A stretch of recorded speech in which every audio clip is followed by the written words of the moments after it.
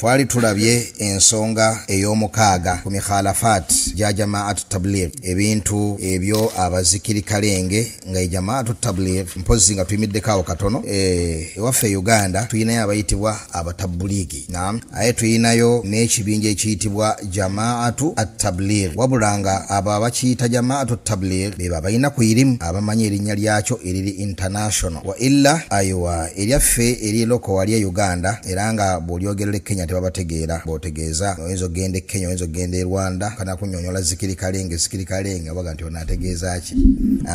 Zikiri kalenge kigambo bakibakazaako bukaza e Uganda nga kiva kubeera nti nno bajjanga mu mizikiti abasajja wa Pakistan bagamba nti dhikiri kalenge muyitulize nnyo dhikiri kalenge nga kitegeeza takthir okusinziira bannaffe abavunulanga urudu babanga bayiseeyo omwaka bwe bakivunulanga babeera batugira be batugira tetunenyezebwa.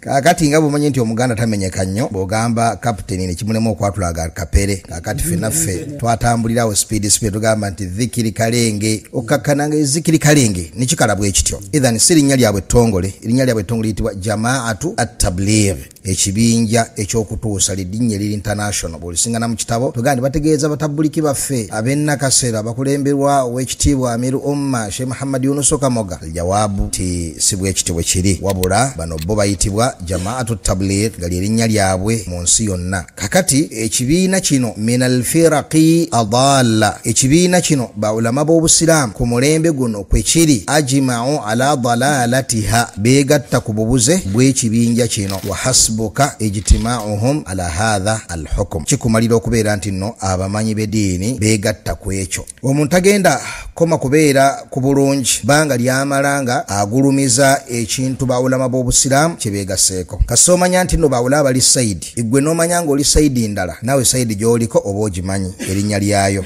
libeera opposite ya lirinnya ki bamanyi. Kitegeeza nti eno gy'oli wadde onnyonnyola nnyo wadde bakunnyonnyodde nnyo wadde ebintu bikulabikiddenga naye bwe weetegereza bw'osiriikiridde gwe noonya kintu kimu baulama bali luddawa ku nsonga eno. Wokka wakumalira wallahi okubeera ng'owona, wokka wakumalira okubeera ng'okola otya ng'owona.